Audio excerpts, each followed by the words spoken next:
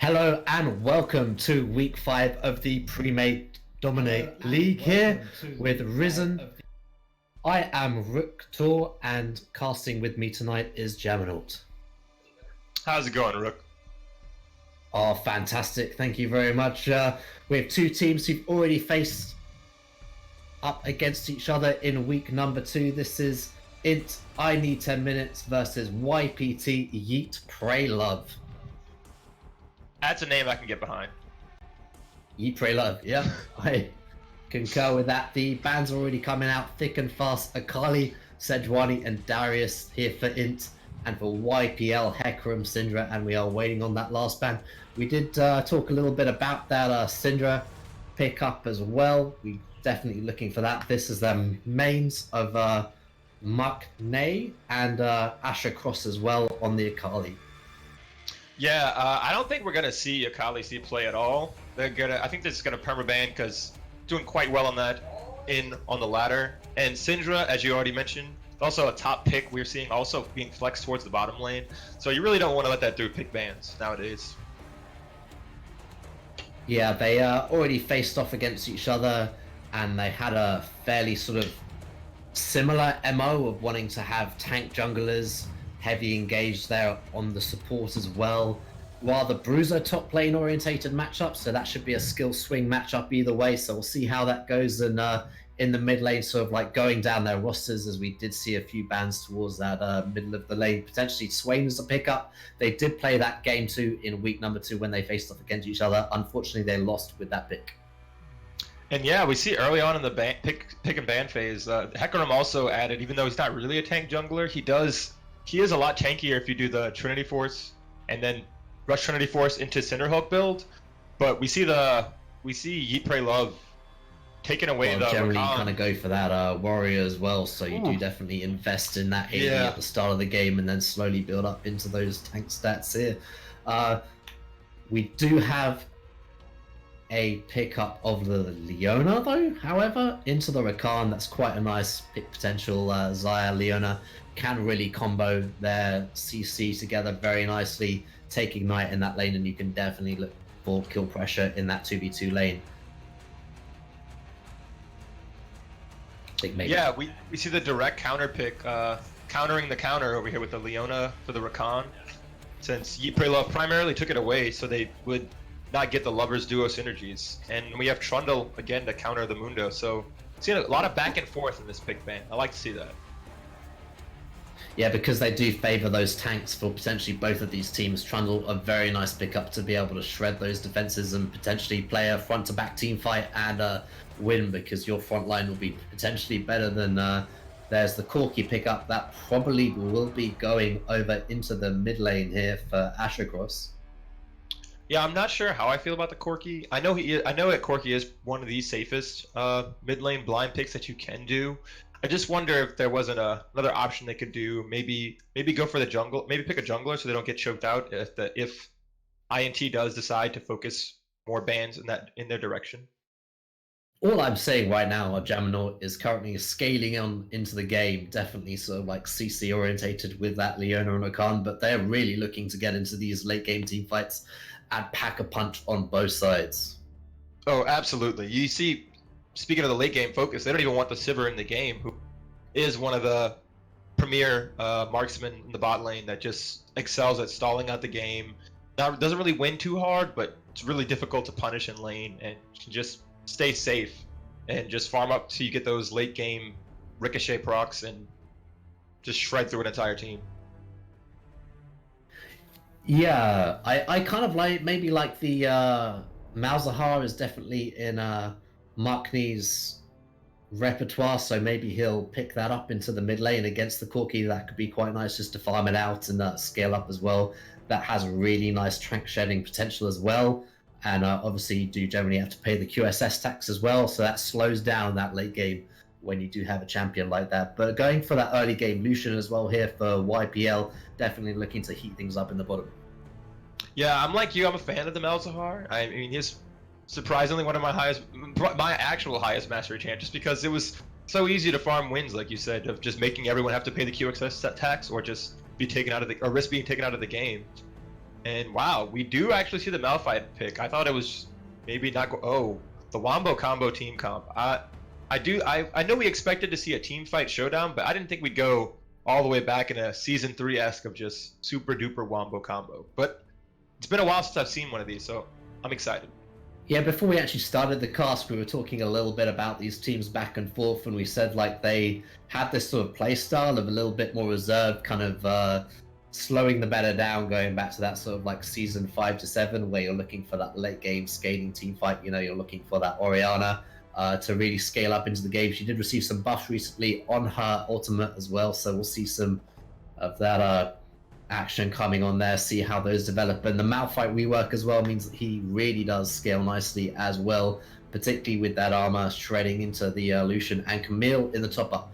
Nice counter potentially to that Malphite being able to shred some of those resistances with that true damage on her Q.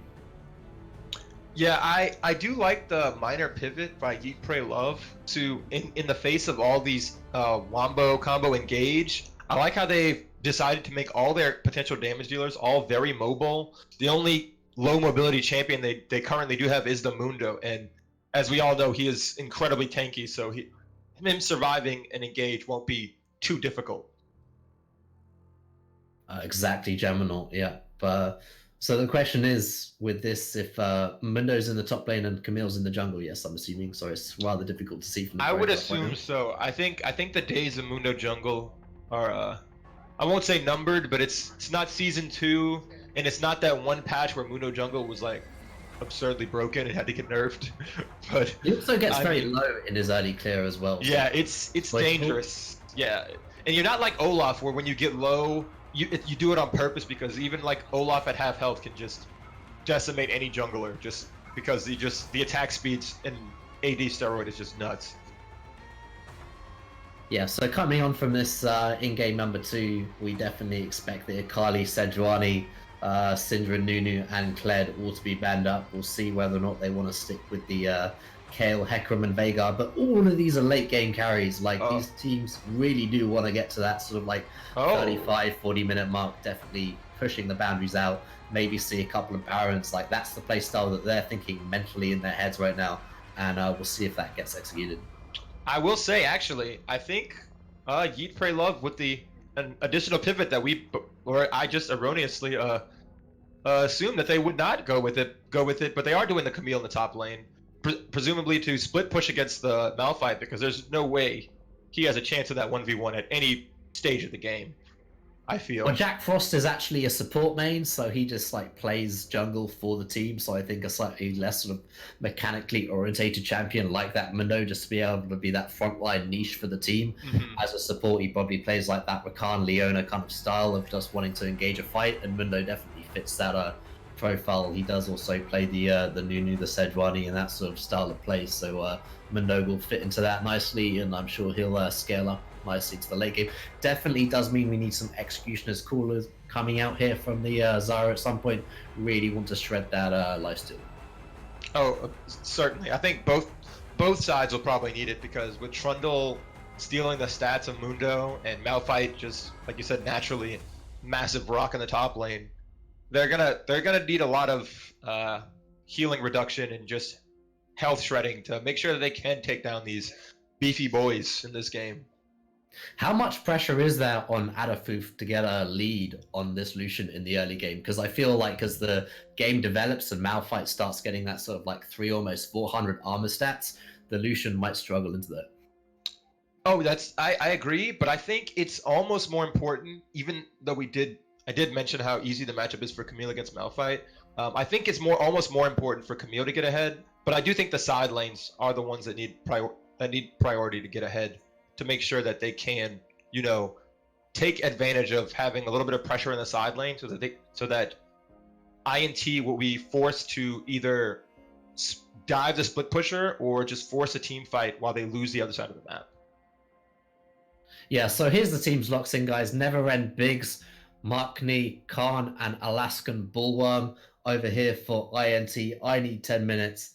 And on the side of Yeet Pray Love, on the red team, Egg Rolls, Jack Frost, Asher Cross, Adafoof and Foxy Grandpa. We'll be right back, just taking a break while we load in with the spectator delay, and are looking forward to seeing you on the return.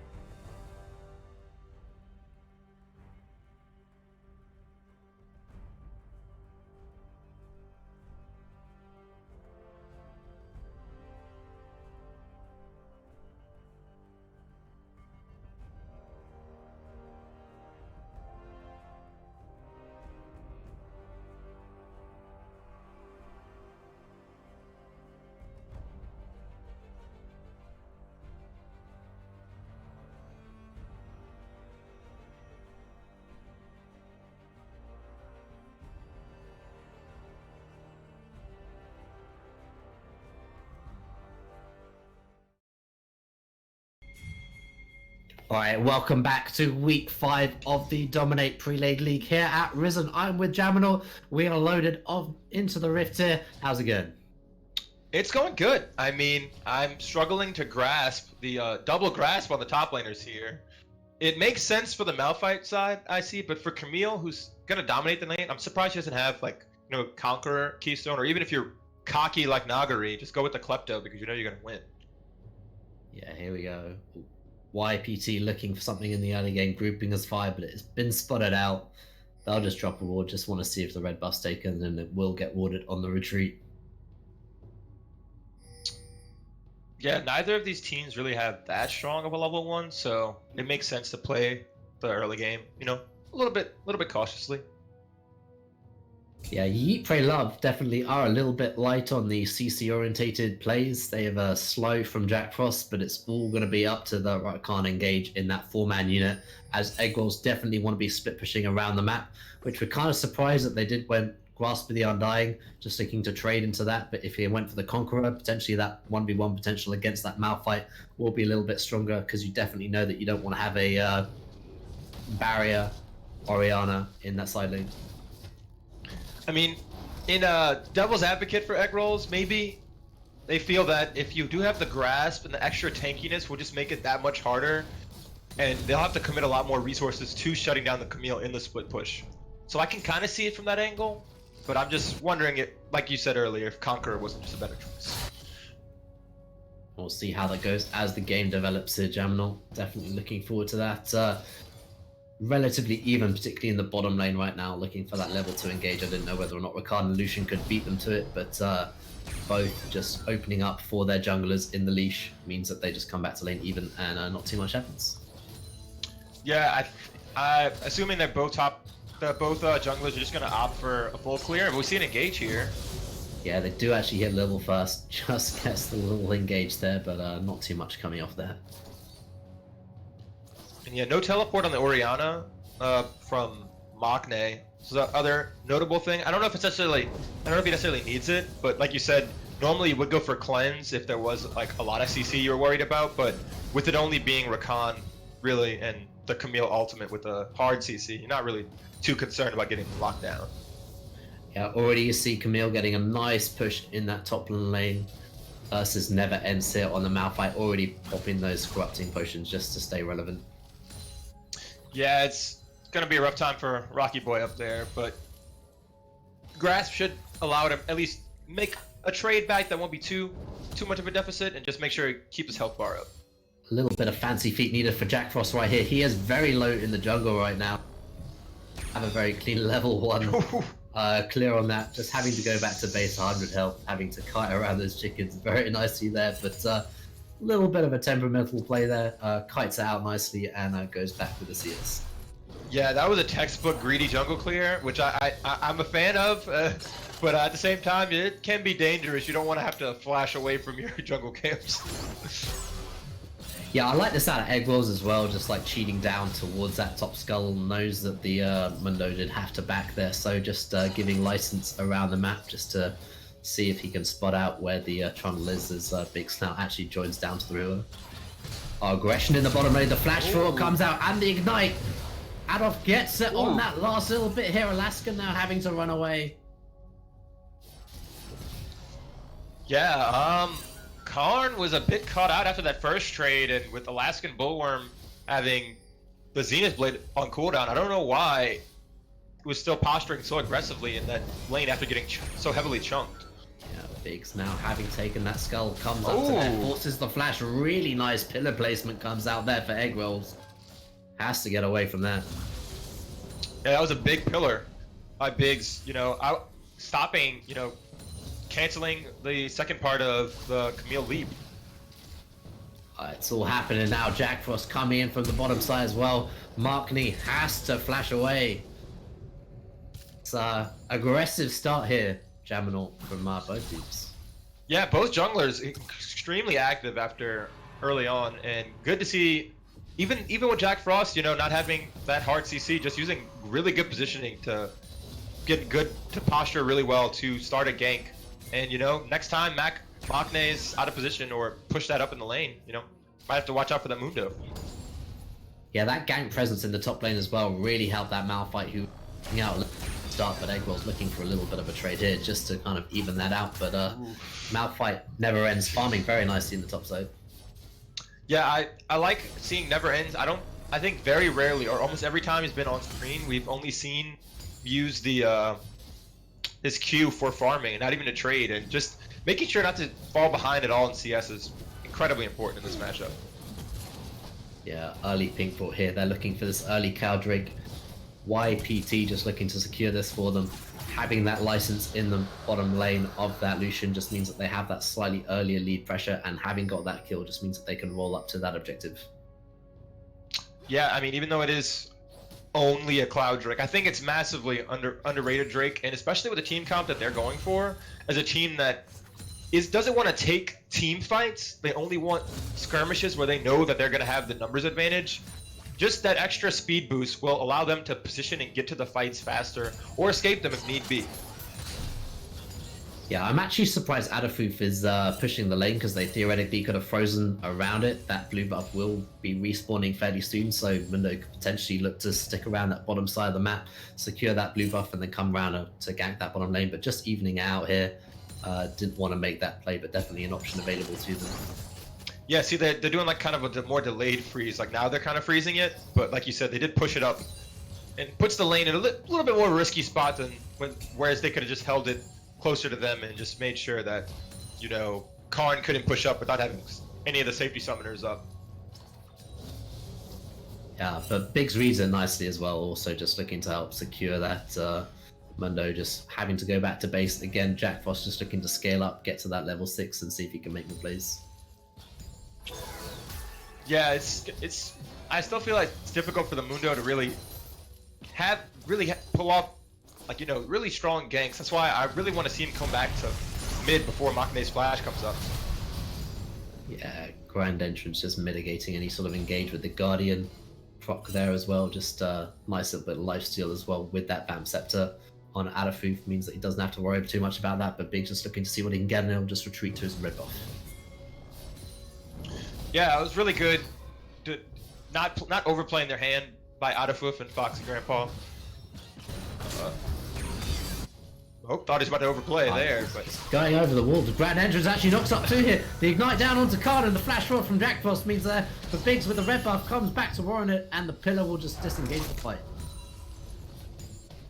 I really like how Yeet, Pray, Love, even though they did overplay a tiny bit and with the aggression, I like the instant callback instead of just, you know, sunk cost fallacy. We use flashes, we're gonna chase, we can win the 3v4. No, after, even though Jack Frost did flash, you know, they just made sure, you know, back off. We got the stuff. We got the heal off of Xayah just now, but, you know, still really good proactive play.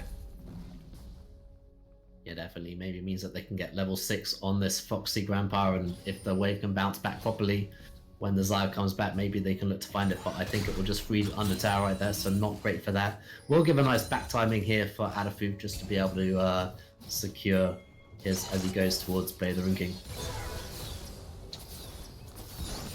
Yeah, I'm not sure if he has enough gold, but he should have enough to complete at least the Cutlass. Yeah. But maybe if they got a kill in that last engage, they might have had enough to finish the whole thing. But we'll see as they're recalling now. And top lane CS dead even, which surprised me. Yeah, Never Ends performing very nicely in this top lane. That little bit of a gank and forcing that flash early really put Eggwell's a little bit behind on his foot, but the flash is back up, so maybe he can look to play a little bit more aggressive. Has that phase finished out, and just in the mid lane, preemptively, like they're just farming up very nicely at a nice pace right now, 80 to 83 apiece. And yeah, I wonder if either the recall timings or just the jungle pathing was awkward, because neither mid laner was able to get their blue buff. Wait, Jack Frost actually not running back to the tower, has to pop his sadism, so he runs away from that, but nice pressure here from top lane. Yeah, not really how you want to use sadism, but, you know, at least, you know, better to stay alive than give an extension of double buffs to the other jungler. Oh, yeah, exactly. That also means that the junglers show top, so potentially license for a little bit of shenanigans down in the bottom lane, but just clearing out vision at the moment, so just nice little bit of passive play. As you said, both of these teams are playing late game orientated styles right now, and 0-1 in 10 minutes definitely reflects that. Yeah, I'm wondering if maybe we'll see some more action depending on with Drake spawning next. I believe it is Ocean, so maybe not. But you know, it still isn't important, especially if this game's going to be a lot of back and forth between. Actually, TP down bottom already. Adafu gonna get caught by the Zenith Blade. Ultimate comes down as well. Bish bash bosh. The Malphite is in.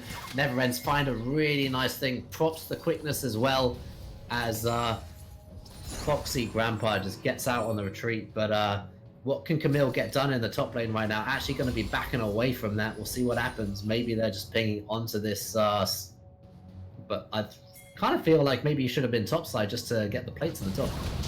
Yep. Oh. There's shenanigans down here as well. And Oriana having to get away. Still has barrier. Still has flash. Probably safe back to lane. But yeah, back to the bot lane play we talked about. I'm pretty sure. I'm surprised that they weren't more ready for it. You know, I think they had that in 10 minutes. Had it planned 10 minutes ago with the Malphite TPing bot. They had the ward set up. Unfortunately, Foxy Grandpa did do a good job of clearing out all the wards in the side brushes, but you know, the bottom brush in the lane, bottom bot lane brush wasn't covered, so they were able to pull off a really nice teleport gank along with the great engage by Alaskan Bullworm. Yeah, so Gemma now they have a TP discrepancy in that top lane. We'll see how that goes. They tried to make a play over to that Rift Herald, didn't quite work out. That was a nice collapse to the Oriana who managed to get out. But Ocean Drake is up 11 minutes into the game. They're looking to push for this second Drake. Yeah, they've already started on it, and the recall timings were a bit slow after the take, so I don't think there's any chance they can even challenge this. So good rotation by Yeet, Pray, Love. And like you said about the teleport, Egg Rolls did just ping Malphite's teleport a few times, so I think now he's going to maybe try to maximize the split push advantage that he can get in that matchup. Yeah, ultimate trade here for the Rift Herald, so I need 10 minutes. We'll look to trade that for the Ocean Drake and see if they can get any plates. They do still have that window as they have a minute and a half to the platings go down. Where would you expect them to drop this? I think they could either go for the mid lane to open up the map, or top lane just to make sure that Never Ends isn't. Biggs is up here, Never Ends ultimate almost on cooldown as well, but Jack Frost is in the bottom lane, forcing the Blade Caller coming out. Khan's now going to get culled down to there, but gets the trade in the top lane. Egg Rolls gets out as well. Definitely a mixed bag for Karn. Was 100% out of position, but had a great outplay to secure the kill at the cost of the flash. So you know, it's a bit of give and take. You kind of not really a hashtag worth moment, but more of a I mean, I'll take it. I was out of position, but you know, I made the outplay, so it's okay. Yeah, this means plates going over to the Lucian as well, so catching up a little bit on gold. Down on CS on Khan. Khan farming very nicely, considering they were theoretically down in that matchup a little bit. So definitely proving as well. Zenith Blade actually going to come, but Alaska has not a lot of backup. Biggs is on there as well, but Foxy knows that's happening and just breaks away. Yeah, Adafuf just, you know, making sure to stay, at least not get CC'd out of the turret. Make sure, you know, just maintain a safe distance with Karn not there for the threat. But now that Karn's back, you know, can't get away with those mistakes anymore. Yeah, exactly. So game slowed down a little bit. Don't have the next dragon coming up for a few minutes as well. Rift Herald yet to get dropped, so that's the plates down as well. A little bit of a missed opportunity. They didn't drop it into the top side as well when Biggs was up there. So they're just playing for time, potentially look to rotate that to mid lane and see if they can get that down to poked. But plates, apart from that bottom lane, are looking a little bit spartan. Yeah, I mean, I know it's always a tough decision, but I'm a big fan of just dropping the Herald ASAP to make sure you can get those plates if it's possible. Like, no need to like drop the Herald, you know, or get it interrupted. But you know, just try to get it down to make sure you maximize the gold efficiency. But I can also see if you're saving it for maybe if they go for a team fight, you know, before Herald despawns and tries to make sure they guarantee to get a tower and a half, maybe even 2. Yeah, something to note is the power spikes right now. We've completed items 10 minutes. Wipey still waiting on 2 Trinity forces. So this potentially passage of the next couple of minutes is a nice window for INT to try and get some leverage on this game. Yeah, I think they need. I agree with you. I think they need maybe not super forcified, but if they are looking for a fight to drop the Herald, they're gonna want to do it before. Oh, and there it is, dropped in the bot lane. Yeah, down on the bottom lane, they've actually pulled Orianna there, which means that the open lane is mid right now. Corki is back in base, so this is going to be a big chunk down onto that bottom tower. That's going to fall. So nice proactive play by any NIT. They wanted to use that Rift Herald successfully. They did that. They got the Xayah out of the lane and potentially skating up later on. They missed out on the extra plate goal, but at least they ensured that they did get a turret, which is arguably the most important use of the Herald. As you know, 200 gold isn't gonna matter too much in the grand scheme of things if the turret still is up in a lot of cases. Yeah, Jack Frost just invading that top side, clearing that out. Maybe look to see if they can make that equalized play onto Neverends. But Neverends has it warded, playing very reservedly in back right now. Knows that he's playing on the weak side of the map for his team. So a lot of respect being shown by him right now. Yeah, he has Sunfire complete too, so he's just auto shoving the wave, and I don't even know if he really was in danger of dying as long as he stays, you know, near his turret. Doesn't even have to sit under it. So not being shoved out too much, only down like a marginal amount of CS, but nothing too massive that can't be taken by this wave. Yeah, we were really looking for Egg Rolls to be that split push power right now. I'm sure online with that Trinity Force, now that that power spike has closed, right? You have those two Trinity Forces. You have that BF as well on Adafuf, so he's scaling up nicely, potentially stronger than Xayah at the moment, who has just finished that Essence Reaver. And third Drake coming up, this will be a second Ocean. Yeah, I think this is the only stage of the game for these next few minutes where Yeet, Pray, Love is actually favored in a team fight as long as they don't get triple ulted. Eggwell's is here, he's actually going on to Khan. The ultimatum comes out, but Khan's out of it, now he's backing out. There's a very advanced Rampart, but he has to fall. This is a disaster right now for YPT. They're falling, but the advantage comes out. Jack Frost is crashing onto the back line. He's got Khan down. He's 2v1 at the moment. 3v1 as Biggs is looking for the cutoff right now. Mark Neat is looking for the damage. Jack Frost is gonna fall, and that will be the ace there for YPT. It looked good early, but they just dove too far for Khan, and Khan survived. Yeah, I mean, I would say I stand corrected, but I didn't get to finish my statement. They would win a fight as long as they didn't, you know, over dive as deep as they did and as separate times as they did. Because even though Egg Rolls was able to chunk out Karn, he threw his life away with it, and Foxy Grandpa followed him and couldn't come up with the kill because you're just a Rakan. You don't really do any damage. Exactly, yeah, that gives INT a nice window back into this game. Grand entrance just to escape that, looking for a little bit of poke damage, maybe a little bit of a takeaway there. And secured there for INT. They have a nice little bit of a lead now, 2k, but 18 minutes into the game, not too much to write home about. Fairly even CS across the map, and just slowly progressing into the game. Baron going to be coming up in a minute and a half, so we'll look to see that vision sort of rotated to the top side of the map now that Drake's down. Yeah, I think that Baron Vision is the most important objective now for Yeet, Pray, Love. Oh, lovely Blade Caller there on Adafuf. He actually took a tower. I'm surprised that Zenith Blade didn't come out. Yeah, I agree with that, but I don't think that after that, I don't think they can win any fights now, because that was their moment. The only time that they were at least on paper advantaged with their Ida's power spikes to win a team fight. I don't think that's gonna come ever again at this point in this game with the later and heavier team fight scaling on the other team. Yeah, Khan played that very nicely as well. Has that back off, but he's just going down. That Adafuf has to retreat. He's gone back, but now Alaskan's in trouble. Gonna full double kill, but Khan's just getting so fed here as the triple goes across. Yeah, I mean, that was brutal. I don't even think Biggs, and the worst part is I don't even think Biggs needed to show up, but the fact that Biggs did just made it an absolute wipe in 10 minutes, and they might be looking to close the game out in that time frame as well. Yeah, this lead is now accelerating here as well. Eggwell's not getting too much done on the split push here, as it's Malphite who actually takes down the first tower in the top lane. A little bit of a surprise there. Khan wailing on this bottom tower as well. That's almost going to fall. Asher Cross, we haven't talked too much about him yet in this game, but He can't really stop the tower. That means that he's rotated there. Oriana gets the mid as well. Mark Ney just providing pressure for the team there. 2-0-2 on him. Finished that Ludens. Going with that needlessly Ludra as well. So just scaling up nicely. And this is coming out roses for INT right now.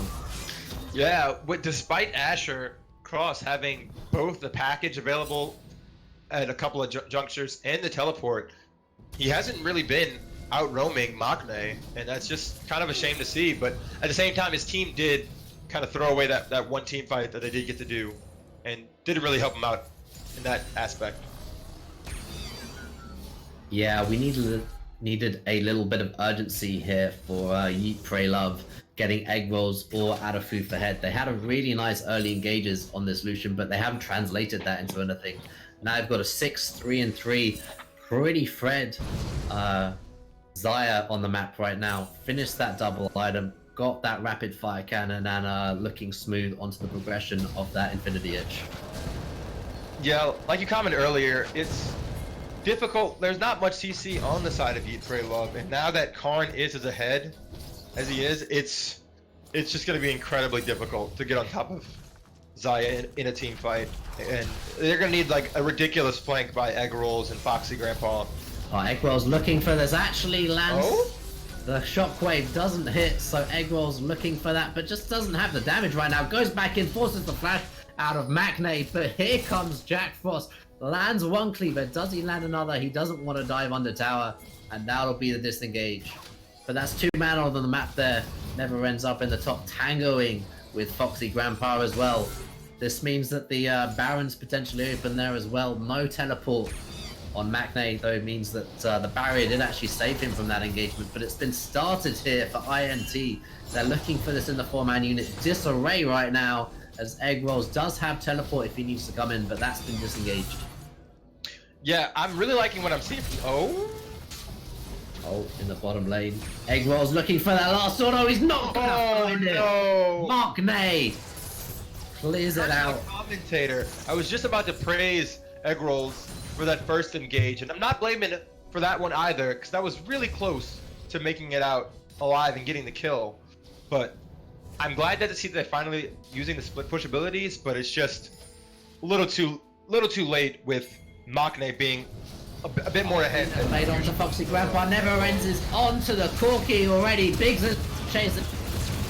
Epic retreat here for YPT. Can Biggs get out? He's been ignited. Adafoof is getting the DPS down. He lunges forward, and that'll be the kill on that one. But Khan's now in a little bit of trouble. Can he get behind his support? Alaskan is there. The shockwave is good, and Jack Frost is trying to get down Khan, but he's all out in the middle of nowhere. He's got no friends, and he's gonna fall.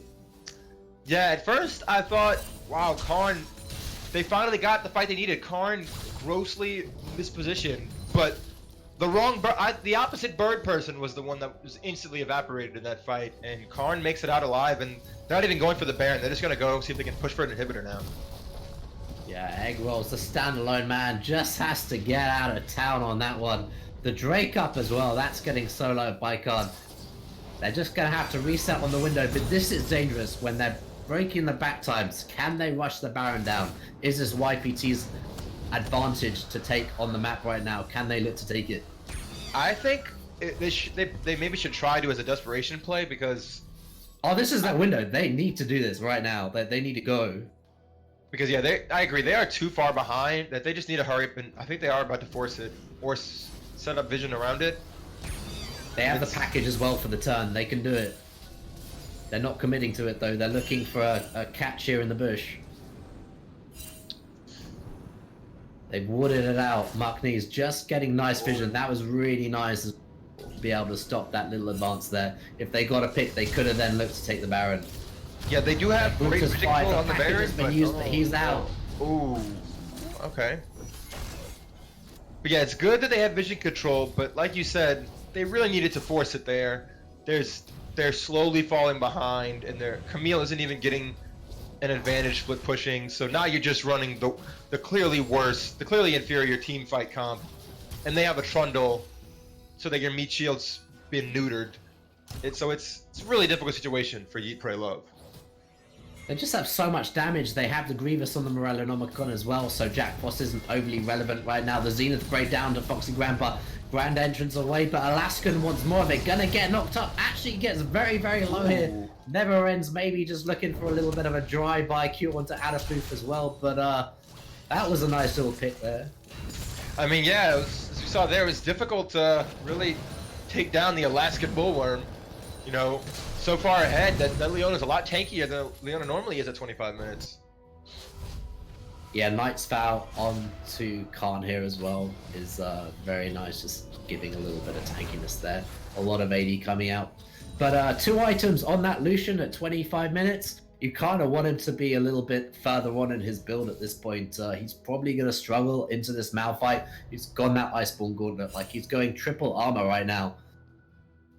Yeah, I like the Essence Reaver normally, but I think he's almost forced into going it just so he can make sure have enough CDR to have enough mobility to get close enough to the Malphite and Orianna and dodge out of the high impact ultimates. Yeah, Eggwells has the push in the bottom lane. He doesn't have teleport up actually, so I wonder if they'll figure that out. They could theoretically do that. Obviously, Camille can stop the teleport if needed, so a little bit of space will have to be made for Never Ends. But this is just giving INT just the window to be able to force this vision forward to look for this Baron control and pushes a team, yeah? Yeah, as you said, they just now finished reclaiming all vision, not only in the Baron pit, but in the blue side jungle. I mean, the red side jungle, excuse me, of Yeet, Pray, Love. And so, yeah, now they're just going to go into the Baron, and Yeet, Pray, Love really don't have any way to check it or even stop it. Yeah, that was a nice blue trinket, though, just to spot it out. They are now coming in, Leon, for a little bit of a crossplay here on the flank. Foxy Grandpa looking aggressive. Actually, that's a mid shockwave right there. That was a nice duke out. Yeah, on the flank there, massive triple on that one, and they're going in. INT looking for the ascendancy right now, but the pit comes down. Adafoof pays the price. Yeah, and that's their main damage dealer now down. So I think they are just going to move on to Baron. It was a really good pick by in 10 minutes, despite Mach Ne going, a lot faster than Mach 5 and just instantly firing off that Orianna ultimate. Yeah. They have really nice sidewave control right now, as well as both will be crashing into turrets very soon, so they have a really good setup for this Baron play as well. The Valkyrie comes back there. Asher Cross doesn't want anything to do with this front line. Never Ends has a little bit more to go on his ult. Karn's still soloing the Baron. For that, Karn there needs to get into the fray here. The damage is coming down. Eggwells has to flash out of the fight. Jack Frost is on the retreat as well. MacNay lands a shockwave, but it's not needed. Jack Frost goes down. Asher Cross will fall as well. They just can't find a way into this team fight. YPT having issues right now, as INT having a really nice play around this Baron, just playing it very slow and methodical, has the Ocean Drake to heal up as well. Yeah, I mean, I don't want to call out any teams, but I mean, I think that in 10 minutes have some great Baron control, better than some teams I've seen at Worlds in the play-in stage. The stun comes down. Alaskan on the ball, on the trot. Foxy Grandpa gonna fall. The double kill gonna go over to Khan as well. This is just a massacre right now around the Baron. They are playing this so cautiously, turning for the fights. Alaskan is there on it, and it is happening for them. Yeah, like we said, a lot of push and pull for the last few minutes, but they do end up with the Baron, and I think with that, it should be relatively easy for them to close out this game with all the side wave, with only the inner turrets, the inhibitor turrets left and one inner on the top side. Yeah, a consolation Cloud Drake gonna be full YPT right now, but we have Quadra crit right now for Xayah on that Khan. So much damage going to come through. An unkilled Orianna. 500 gold bounty. So many bounties here on the side of INT. As YPT just kind of creamed into them every single time. Couldn't find any purchase in a team fight and just couldn't have the damage off. You see Asher Cross there, 0-3-2. Just can't find any purchase in a fight. Eggwells having to flash defensively as well. Just can't find the window. Yeah, I'm just curious if they... Oh? Oh, McAnee, a little bit caught out. That was a read. Dodge out of that. McAnee gonna get the kill in return though. Khan now having to kite back. Gets the shield there as well. Turns his ground. Gets so much damage. He's got the life steal as well. Jack Frost now, can he find it? But Khan stays alive. Melee ranging it all and ends up with a quadra kill. But yeah, I'm gonna, despite that fight happening, I think my point actually is even exacerbated by what just happened. I'm not sure why Yeet, Pray, Love are trying to team fight, really at all. Their team fight, they cannot team fight this team. Aside from that one point where they were advantaged, there's no way they're ever winning a team fight against this team without instantly destroying Zaya or Oriana. And I think they really need to rethink their strategy or draft a better team fighting team comp if that's what they're gonna aim for. Exactly, Jaminal. Well, thank you very much. That was game number 1. We will be right back with game number 2. This is week 5 of the Dominate Pre-Leg League here at Risen. Looking forward to it.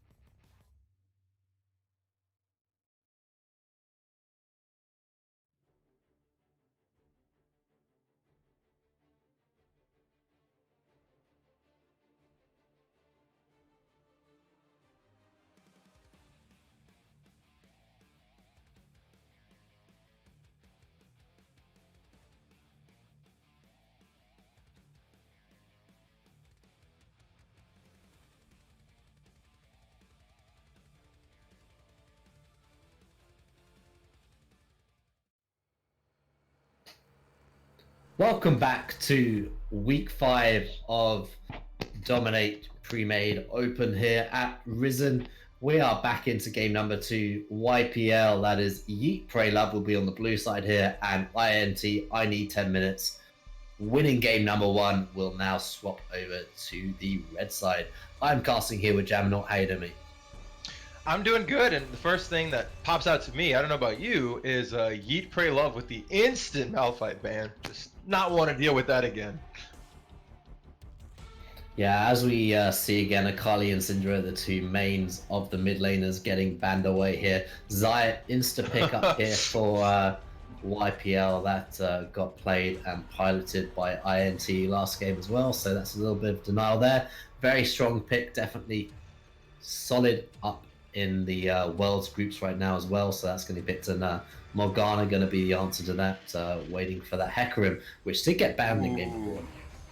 It did, and I'm just curious to pick your brain as the bot lane specialist. How do you feel? Do you think Xayah is probably the premier marksman in a front-to-back team fight comp? Like, if that's what's happening in this game, and they're both going for that, is Xayah the best choice?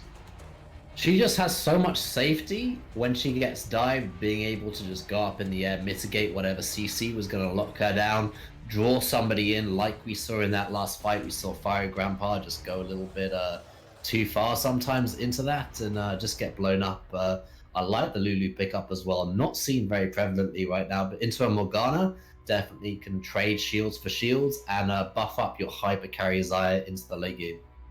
Yeah, I agree with Xayah being the best pick if we are doing just front to back. And are we really going to see an Amumu here? Because that'd be great. Yeah. But yeah, I think the Lulu's more so for the Hecarim than it is the Morgana, because when Pony Boy's running at you, you just gotta. That's one of the only way. That's one of the ways you can make Xayah have to, feather call before, or use the ultimate wait before she's ready to use it, just because you can't risk it and just run down. I'm just thinking of a black shielded Hecarim right now. Exactly. With charge into the field like that. That is going to be a speedy, dangerous Hecarim right now. If he can get a lead on this champion, he is going to be having a field day right now. I want to see Yeet, Pray, Love ban the Sivir, because I want INT or in 10 minutes to do the team comp that me and my friends are so fond of. Is just the we will run you down wherever you are. We will find you and we will just all run at you over and over again until the game's over.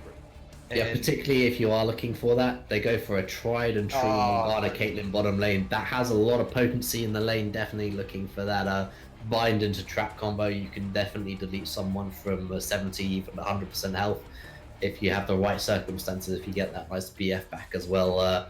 So Lulu might struggle a little bit. Definitely Caitlyn can look to poke out this lane and dominate. Xayah's not bad into Caitlyn, as you can really do a lot of nice like wave clear there with your Q management as well. Camille going to get picked up yet again for the top lane here as well. So we'll see how that goes. That'll be picked up into the Kled. And Swain, who we did mention in game number 1, might get picked up into here. This will be for Asher Cross here in the mid lane as well. So nice pickup. They are definitely playing that 4-1 split push with the Camille and looking to play around the Xayah. I hope they're actually going to split push this time with the Camille, because if not, I just feel like they're doing the same thing they did last time, but to not as bad of a degree, building a worse team fight comp. But Kled isn't as massive. I mean, I still think Kled's a better champion overall than the Malphite, but I don't think Kled's going to instant win you a team fight the way Malphite does. But they do have the speed of instant engages, which Malphite does also provide in a different manner. So we'll see how the game goes. Yeah, they got a few key unstoppables from that one, and coming in here we will see how it goes. Amumu, have not casted an Amumu game in quite a while, so we'll see how that goes. Obviously has that slightly new, I mean I say new, but it's been out for a while, buffing AP damage as well, so Swain will be doing a little bit more on that one if he can get ahead, get a nice ultimate off, and then Zhonya's in the middle of a team fight, can cause a lot of havoc. But Ari, a nice pickup into that, a lot of mobility to be able to get out of that sort of close range Swain. So we'll see how that goes. Might even be the Glacial Augment Ari and just look for even more slow and license for Hecarim and Kled to be able to get really into the meat of the fight. Yeah, I like, even though I would have really supported the meme of going all all run at you champions with like a Sivir and a Singe and have the Hecarim mid lane, because that's what we did with my. I do like the flexibility of in 10 minutes team comp where they have really good frontline team fight engage with the Hecarim and Kled. Maybe not the tankiest, but at least the speed of the engage can ensure that the fight does start favorably for you. And the combination of also having a pick comp with the Caitlyn Morgana Ari aspect of, you land one binding or one charm, then whoever you hit is almost 100% dead. Yeah, they actually have a really nice sort of 3-man unit with a flanking Hecarim to be able to charm. You've got the traps there for Caitlyn as well, and the bind, you've got so much sort of single target CC to be able to pop someone that if Caitlyn does get a lead and you can rotate her around the map here, Khan will be playing that. We'll see how he goes in the early game as well, but Morgana and Caitlyn very strong in that bottom lane to just be able to farm up, get to that level, try and get an early rift held, rotate around the map, open up that middle lane as well, and see how they go. But if they can get a lead on this team on INT, they will definitely be favored to win and close it out. Swain a little bit longer to scale up. Didn't see Camille really pop off in game number 1. We'll see how he can do in game number 2. We'll be facing that Kled. Kled can definitely tango with a Camille, if even. Yeah, and we're gonna get to see the Swain Ari matchup, which I think was a fairly common mid lane matchup whenever the Swain rework came out. As Ari's, popular as she is, and Swain, when he first came out, he was quite strong, and then he got kind of nerfed a little bit. But now that he got minor buffs, he's coming back to prominence, and I'm excited to see the Swain in action. Yeah, definitely looking to scale up, pick up those souls, stack that extra health, and just utilize that as a beefcake in the front line with a Mumu. So front to back is there, propped up by that Camille as well, by that Lulu, sorry, and Zaya behind. As you said, really nice front to back damage. Caitlyn, unless they do have a lead, definitely is known for that trough in the middle game when you are at that sort of like IE and Zeal item. Definitely doesn't quite have that urgency as an Essence Reaver and maybe like a Phantom Dancer or building onto an IE as well. You can actually go for the Essence Reaver IE. I quite like that build. You get so much AD in your Blade Caller, does so much damage when you whip that through. Yeah, that's my only, not knock on playing Caitlyn, but like Caitlyn always seems like, oh man, I love playing Caitlyn in lane. And then like once you're, like you said, in that trough, it's just like I want the game. I want the game to end, but can we just fast forward to when I'm relevant again? Like when my damage feels is incredibly meaningful. So that'll be the main target point we'll see in this matchup. You have siege potential. You have that late game laning as well, but you are really looking to win that laning phase to get a few plates to get that lead for yourself and transition that into a earlier play style as well. You also need to be able to get that CS in the middle lane. You need Ari to be able to rotate to a side lane so you can get that solo gold in the mid lane or in a side lane if you're looking to pressure that. But definitely needs to have team orientated, as you don't want egg rolls to catch out a Khan who had a little bit of questionable placement, particularly in a fight in the bottom lane there, but can play fairly safe on that Caitlyn from behind. Yeah, I think Karn was just really comfortable with the ultra aggressive positioning, but we'll have to see if he does, now that Karn's on the opposite side. He's on the Caitlyn, and Adafuf's on the Zaya, and he was only caught out a little bit less than Karn was, and he was forced to position a little more aggressively when they fell behind. But it'll be interesting to see how they position, in the matchup where one Morgana binding can just change everything. Anyway, we will be right back. Looking forward to see a black shielded Hecarim with charge on, just ramming into the enemy team here. We'll see if they can execute that successfully. We will be right back after the spectator break, coming at you with week 5 of the Dominate Premade League here at Risen.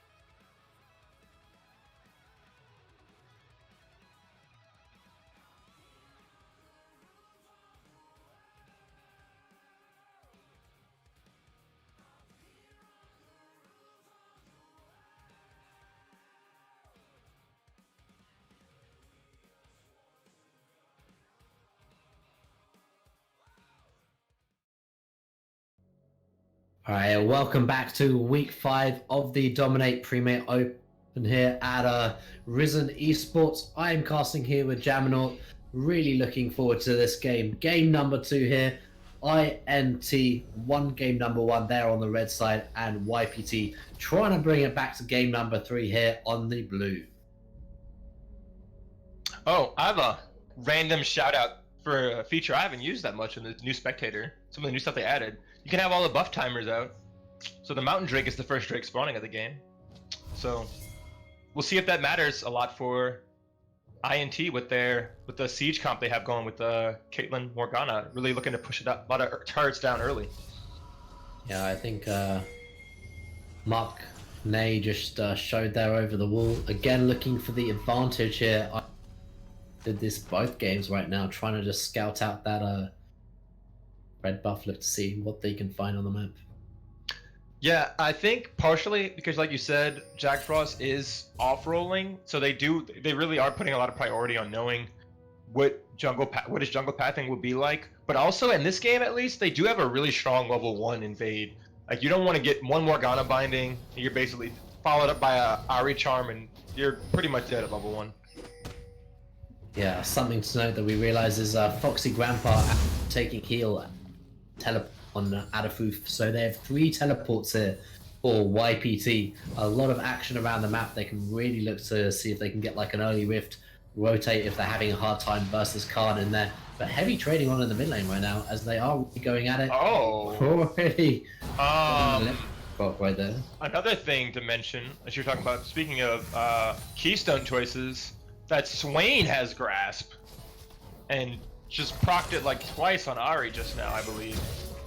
Yeah, you only get 2 health as a ranged champion. Scaling up well. Stack the health anyway on that passive, so just feeds into his whole kit there as well. But just pulling him back, dodging out from the charm as well. Really nice play here for Asher Cross as well. Just trading back healthier health bar as well. Does have that corruption pop ticking, so gonna be able to trade back. So Swain honestly wants to trade aggressively in this lane right now. Oh yes, of course, especially with the grasp. But I also wonder, I really like, I mean, it probably doesn't matter that much against the team comp he's up against now, but I like Phase Rush, because it does let you get that extra closing speed when you are trying to get into ultimate, because sometimes Swain, like, he has the damage, he has the CC, sometimes he just doesn't have the ability to, like, not leap in there, but he has no gap closer, so Phase Rush can normally help a lot in that. But I do like the grasp, especially when you're going to trade as aggressively as Asher Cross is right now. Yeah, exactly. Maybe a little bit of a jousting for position here.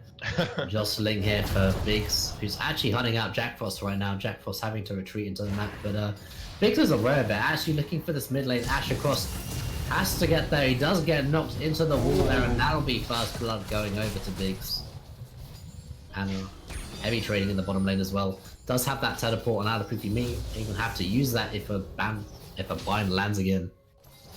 Yeah, that was a clutch gank by Biggs, realizing that he can't just take the turret shot to make sure to get the good angle on Asher Cross, but also some poor communication between Jack Frost and Asher Cross. As you commented earlier, the Amumu was being pushed out of his own jungle, so you think Asher Cross would have been a lot more wary of the positioning of the Hecarim. Yeah, now looking up for that top side. The bandage toss does land. The flash comes through. Neverend's having to retreat now. Gets dismounted, has to run away. Just trades the flash there with the jungler, so Eggroz will have that advantage in the lane. Let's see if he can use that a little bit down on CS, having a little bit of a hard time weathering the storm of this clip in the early game. And yeah, Eggroz we see now actually going the Conqueror, which we both clamored for him picking, should have picked it in the last game, but seeing it here now, making sure that even though it is a bit behind in CS, the Camille having the teleport advantage possibly after shoving in the wave, and the Summoner's spell advantage within the flash. Yeah, Biggs is again in the mid lane. He's really looking to chunk out Asher Cross, who's already TP'd back actually, just got the Ruby Crystal, but already looks like he's out of mana. He's really spending his mana very frivolously here in the middle lane. Already going to lose a pink as well, so struggling there. He's got the wave frozen against him as well. He might be in a little bit of a sticky wicket right now, Jaminaut. Yeah, that's what real feels bad when you're getting when the jungler is hard camping you, and then you waste your pink ward and the jungler takes it out, and you're already, like you said, he's got to pop those corrupting potion, just to be able to having a chance to clear out the wave. Yeah, this is a nicely building up here for Khan as well. We did say like that Caitlyn does want to have that good early game and already almost has a plate here in the bottom as well. So when a wave comes in there again, like hopefully they'll be able to get purchase on that and be able to push. But YPT having a little bit of issues in the early game here. Yeah, Karn's a bit low on mana, and this is a cannon wave, so I think they might take them. They might have to wait for the next wave to crash. But I do agree with you that I think they should try to aim for that plate and then recall before they do get ganked. Yeah, has enough for BF right now. Actually gets the black shield there. Biggs is here as well. Khan having to kite back. Jack Frost actually getting punted into him. Biggs has to run away solo. Out of food, gonna pick up the kill on there. Khan has to run away. Swain Road aiming down as well. Yeah, Adafuf had a really nice blade caller to hit 2 and really help them secure that kill and turn around that gank. That's all happening here. Charm lands in the mid lane. Nice little bit of trade there. But Asher Cross having a hard time to CS. We already mentioned that earlier. Like he was getting the lane frozen against. Like Biggs had a lot of pressure in here. As the trade goes on, Mark Kane lands another charm. Actually going for the all-in. Pops that Knight as well. Has to flash away. Not quite going to be there. Jack Frost coming in the nick of time, but nothing's too much going to come from that. But losing CS again, that wave's going to crash. He's not going to be able to pick that up, and Jack Frost is going to get that. Yeah, losing CS and Flash. Gotta feel bad for Asher Cross, because that was old Swain. I think they would have won that 1v1 because a lot of people may not remember, but the new ultimate, or the ultimate now does actually cost mana.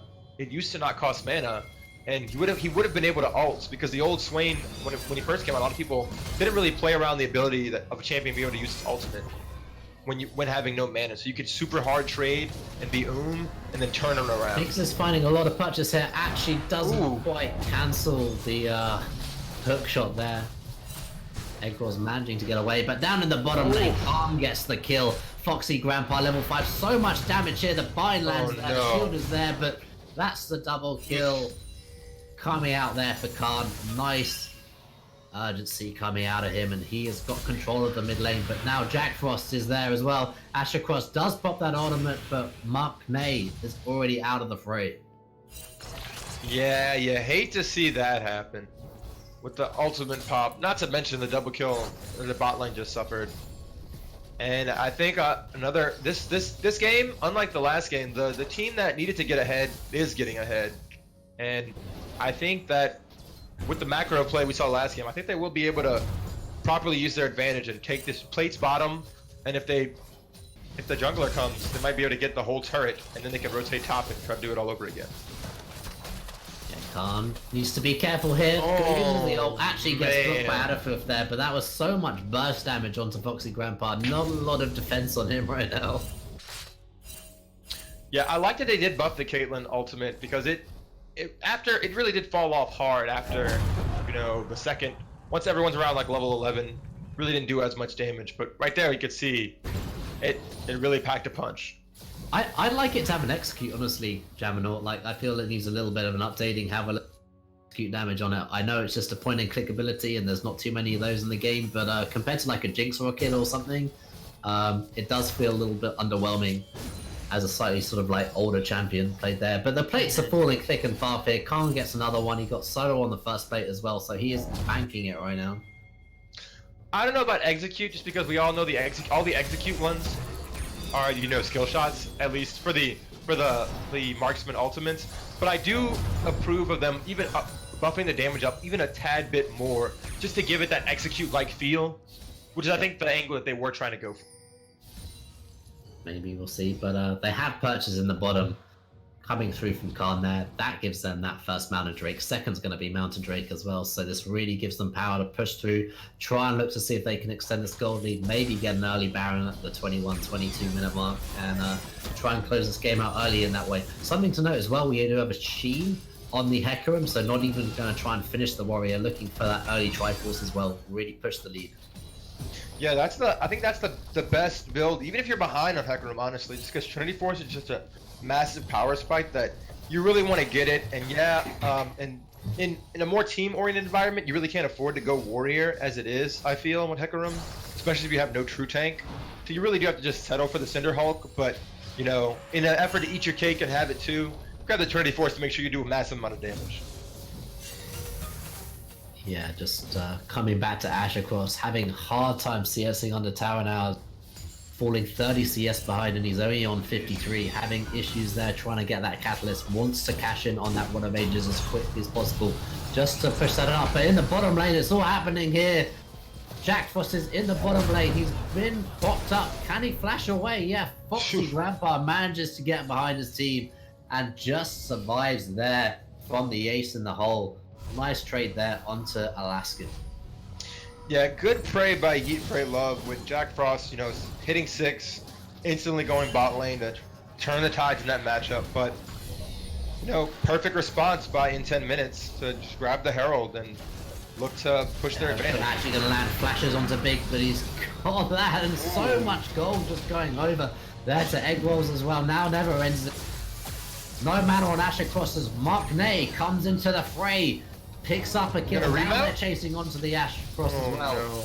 Never ends. Just trying to clear that. He will take it up, but Carnes has to flash away from the bandage toss. Does as well. Jack Frost uses his own flash. The heal for the Moose Speed as well. Now he's kiting away. He resigned to his fate, but he trades back onto Adafoof there. He didn't need to be there for the kill. Wanted that as well. Having finished that Essence Weaver, felt strong, but probably didn't need to trade his life. Yeah, Karn continuing the habit we saw last game of getting caught out, but still making the most of it and still ending out with a kill despite being in a very poor situation. And never ends, you know, just continuing the mantra of Kled of never stopping the fight, just remounting and securing that kill. This is a collapse into the bottom lane. Alaskan is here with Biggs. The shield is on. Jack Frost is in the middle of nowhere right now. They fall to a tower shot right there. Going over to Alaskan, probably better than that Triforce scaling up. Now got the Phage there as well. But purchase around the map. 3.5k gold lead here at 12 minutes. This is very nice pace set here by INT in the second game. Yeah, really questionable decision by Jack Frost to stay as long as he did and as far up as he did. I get that maybe the team called for him to shove the wave in and reset the turret, but now they're in a position to get a bot lane cracked open and Herald. With Herald right now. Yeah, it's gone. This is fantastic push as well. Like they could even let them clear the Rift Herald and look to try and go topside as well with that tower open and exposed right there. Put pressure onto the Camille if they need to. I think that I thought they were going to agree to try to get a second charge, honestly. But Adafoof doing an excellent job of getting Herald to aggro and making sure that Herald didn't just, you know, skip on by and go to the turret. Well, what that pressure of hanging around did do was mean that Asher Cross had to rotate down to try and support his team, but Mark Ney just putting pressure onto this tower, almost getting that down solo as well. So many structures here for the taking. This Caitlyn having a really nice early game, just being able to rotate around the map now, try and secure these last few towers as Mark Ney probably just going to get the solo right now. One more auto attack secures it as well. Doesn't quite land the charm. Doesn't need to. With that max range Q dealing half of Asher Cross's health with the true damage on the way back. But yeah, speaking of early leads, Maknae is already up 40, nearly 40 CS, or over 40 CS actually, and it's just really unfortunate for Asher Cross to get, after getting shut down early for making a really good aggressive play, and then not necessarily camp, but just ganked a couple times and just really put in a bad spot. Yeah, you'd expect RA to do well early on into that matchup. Big showed some proficiency towards the mid lane as well, which really accelerated Mark Ney into a good spot here. And the top lane, though, Never Ends looking for... But they're diving so deep. Never Ends tanking it up. First kill gonna go over to Mark Ney. Second kill gonna go over to Biggs, but they're trading in the bottom lane as well. As that falls, Khan picks up a kill now. Asher Cross is there. He doesn't really have the damage as the remount comes through. They don't really want to dive Asher Cross though. Moving there. Mountain Drake is up. Yeah, Maknae tanked 4 or 5 turret shots and was the only thing really only got damaged by the turret. Maybe it was only touched, barely touched in that dive, but was really good. But just tank too much turret aggro, but I think in 10 minutes they're still going to be overall happy with winning the bot lane, going even in the top lane fight, and securing a second mountain. Oh yeah, exactly. That will be secured by Khan there in the bottom lane. Now they want to rotate him around the map. Now they want to try to open up that top side. But I think maybe Neverends might try and just, yeah, I'll just like read for that. Just secure that tower. 3 towers down at 15 minutes. Very nice positioning. Double mountain as well. They have so much purchase in this game right now. What should the map and lane assignments now be? I mean, really sit under your turret and cry for Yeet, Pray, Love. I mean, they're down nearly 7k at 16 minutes. I really don't. I think they have to play safe and maintain Baron vision. That way they can maybe at least, when they get their next item power spikes, maybe hope they're a little over aggressive on the Baron, maybe catch somebody out. But with double Mountain Drakes, once this Caitlyn's already at her mid game power trough, 16 minutes in with an IE Zeal. So it's going to be real difficult for them to come back in this game. Well, now, as we said, it's not a power drop because we don't even have a Trinity Force finished on Egg Rolls right now as he's trying to be rushing it. We have a Trinity Force finished on Biggs, though. He's actually going a slightly more tanky route. He's got that Buy Me Cinder, so that will be the Cinder Hulk being purchased there. Second item for Biggs, but Trinity Force online, the horse is in action. And yeah, another comment I guess we didn't really discuss when talking about Keystones. Ari did not go for the Glacial Augment build. She's going for the Electrocute Chunk You Out nice build. dodges here from Magne. Can he get out now, though? A little bit of... Has to actually pop the ultimate there of the Spirit Rush. Has to get away, but nice chip damage onto that middle tower. Yeah, their siege is disgusting. You gotta dodge Morgana Binding, Kate Trap, and Ari Charm, and they can just walk up and just chunk the turret from such safe distance. Adifuf doing a good job at pressuring Magne and making sure he had to blow the ultimate, and that'll stall the siege for now, but it's only a matter of time before they get the inner turret. Yeah, the silver lining for YPT is the fact that a lot of the CS is onto Adafuf. He did pick up 2 early kills as well, so has a little bit of a lead compared to the rest of his team. That is where you want the gold, though, on the side right now. You're looking for her to be the carry, put that eggs in the basket, get Foxy Grandpa to be able to peel hard for him. As you know, Biggs and Neverends are going to be gunning for that as well, with Magne being able to reposition around the map, look for that damage as well. Going to be very difficult to play that right.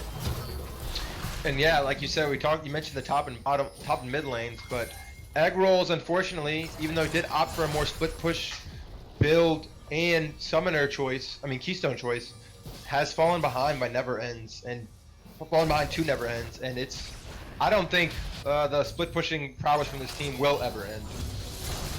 Surprisingly, we actually have a split pushing Hecarim right now. Biggs is feeling in a very comfortable position. Just playing with the solo laners there as Swain, as he's literally just trying to pick up the scraps. 99 CS at 18 minutes. Oh, the charm lands! Oh no! Adafuf right there, has to pop it back. Now Jack Frost is down. Magne picks up the kill onto the Xayah. Adafuf down, and another charm lands. That's a double kill going over to Netherends. Alaskan tanking up the tower. Has to watch his placement right now, but the tower falls. The backup is there. The minions are there. Asher Cross, I don't think has too much to say. The flash coming out of Khan as well to pick up Egg Rolls. Now Asher Cross has to retreat. Pops that Demon Flare. What can he get done around the map? Already picked up the support, but he's gonna fall now. He does Neverends tanking in the tower, but Khan's got it down, and now they're looking to the inhibit 19 minutes. Not to mention, this entire time, Hecarim is just whacking at the bot lane turrets. It feels bad when you're a solo laner and you're behind the enemy jungler. Khan gets splashed on here. Adafuf. The charm lands though. So much damage and buzz coming out of Magne. But that's the CC coming out there. Actually trades back, gets the kill. Ooh. Minions. Oh, the bandage toss as well onto Khan. That is a massive shutdown. Maybe this is disarray, but the tower falls in the bottom as well. That was a 4v5 with the respawns coming there. Maybe the overstay, but they got the objective early. Yeah, despite overstaying by a lot and even eventually having everyone die, I think, for the very delayed ace, They lost an inhib. They gained the end. They took down the opponent's inhibitor. 3 turrets, and I don't think and the other inhibitor turret. So I really, that's an all-around win for in 10 minutes. And I hope Yeet, Pray, Love are just desperately grasping on to the whole, staying relevant in this game. Yeah, Eggwell's now buying a delayed Tiamat, realizing that he just wave clear potentially super minions now in the base. Does have teleport. He's going to have to match Never Ends in the bottom lane potentially. Never Ends probably going to be able to get that inhibitor solo, as he does have a nice lead with that double completion of the Titanic Hydra and the back lever there as well. Infernal Drake gonna go over to INT as well. I need 10 minutes, just having an absolute clinic right now. Now they're going to set up around that Baron. They do have the CC there. Alaska maybe just has to run away, but he's got the Black Shield for safety. Does Biggs look for a re-engage? No, he does not. Yeah, a little aggressive positioning by Alaskan Bullworm to not having the whole team there, but they do have Never Ends just relentlessly pushing on the bot side. And they're going to have to either fight this Baron or address the split pushing. They can't do both. Oh, they're committing here onto Never Ends though, but that means gonna fall. You know they have double. Can they get back in time? The Amuumu's walked all the way down there. Jack Frost really wanted to commit to the split push, but that just means this Baron's gonna go over at 21.5 minutes. Yeah, the 2-item Caitlyn combined with Mount. He comes through here for Never Ends. He doesn't have the charge, so they can't really look to do anything. That was just to secure the retreat there. But yeah, that was an incredibly fast Baron take, and Eggroll's TP'd in, and now he's gonna get caught out. Yeah, and now they got to deal with supers as well. It's all gone Pete Tong here. Foxy Grandpa just trying to wave clear, but he just can't even attack the minions at this point. He's level 10. The man just needs prayer. What was that phrase you just used? I'm not familiar with that terminology. Pete Tong. Can you explain? It's like it's just bad. It's just like unfortunate events. It's all I like it. It's all very British, and I enjoyed it. But I just wish I wanted to know what if it had a specific meaning. Yeah, if something goes wrong, it's gone Pete Tong. It's Cockney slang. Okay, I like it. All right. You're welcome, Juggernaut. Anyway, now they're looking for this inhibitor in the bottom lane. They've already got the mid. This isn't going so well. The re-engage there for Magne, but they have Khan. They have the damage dealer. Right now, they're looking for the advantage. Ashercross actually doing some relevant damage there. The double kill comes out for Eggballs as he's looking to fall. Never Ends, can't quite stick in the fight, and that's the reset. That is nice. Yeah, that was the perfect team fight for Yeet, Pray, Love, and you know, they shot their shot and they stayed in this game. Oh yeah, to what end though? The double inhibs down at 23 minutes. The Baron buff is off though, but you know that they're going to be marching down to that bottom inhib. They're going to want to get that third inhib down. They might not even need to, as all the inhib towers and the Nexus towers have been taken down as well. Yeah, in 10 minutes, might just spend the next 10 minutes doing the Vitality strategy of just turbo running it down the one open inhibitor lane and just keep doing it till you win the game. Which I don't think is, I guess, a terrible strategy, especially with super minion pressure, but we'll see and make sure they at least stay coordinated. And now they have all their key summoners back on Karn. I think it'll be a lot more difficult for him to go down in this one. Exactly. Maybe even looking to catch out Eggwell's here as they are marching down as the bottom wave. They want that inhibitor. Clearing out the vision, just seeing what they can do. Can Eggwell's hang around? He's actually looking for card. He's looking for this 1v1, but it's a 1v3 right now. Doesn't quite have the damage to be able to take him out. Does have the red buff for the healing as well. Will be able to get that. Still has that Doran's Blade, so a little bit of life still in his kit. I'm sure he's got some in his wounds as well, looking forward. But now they're charging in. They're going. The charge lands onto Ashercross as he just has to retreat, but Never Ends is so deep. But he can tank it up. He has the stats right now. Adderford trying to back him up. Alaskan now goes forward with the chains, trying to get forward. Biggs looks for a go, but they're on the Nexus. They're looking for the tower. Jeez. The card is just there in the back end, and he's going to take it for the team. INT wins the series 2-0 against Yeet, Pray, Love here on week 5 of the Dominate League here at Risen Esports. Yeah, poor Egg Rolls was one Karn summoner heal away from just insta-giving Karn in that last team fight. But they were always in a tough spot, and it was always going to be rough for them to come back from that point. Yeah, definitely. It's definitely a discrepancy, particularly in that mid lane. Big skanks early really put Ash across behind, getting pushed under tower, not able to pick up that CS, losing that wave as well. Didn't get the kill, but definitely forced that recall. Meant that they just got so far behind, finally picked up that rower, but only really had that one team fight where he showed prevalence. Again, where that Zion not able to really find purchase in the game, even though they got up to that triple crit. Definitely getting the lead on Khan on this Caitlyn and using it to advantage.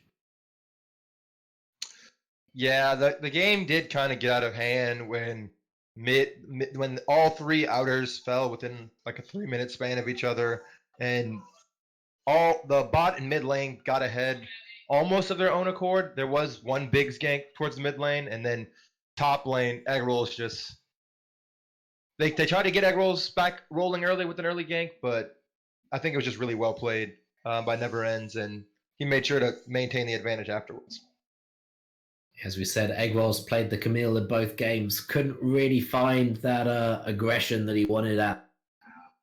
To kind of make plays early, hit that Trinity 4 spike, and really look to win and dominate that 1v1 a bit like Kafura in that side lane, but couldn't quite manage to do that successfully in both games. Had a better showing in the second game, though, with that Conqueror rune, but still falling a little bit short for his team. So I need 10 minutes, definitely putting up a good show here.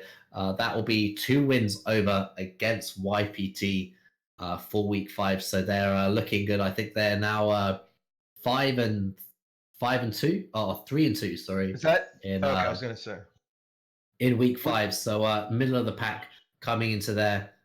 They will have one more week to show their grit, and looking forward to that next week. Do you have any other closing statements, Jamanal? No, I only that I enjoyed casting with you today, and I look forward to doing so in the future. Yeah, thank you very much. So that was week 5 of the Dominate Premade League here at Risen Esports. Thank you so much for tuning in and watching our cast, enjoying the players, enjoying the crazy footworks of both of these teams, and look forward to seeing you next week for week 6. Thank you.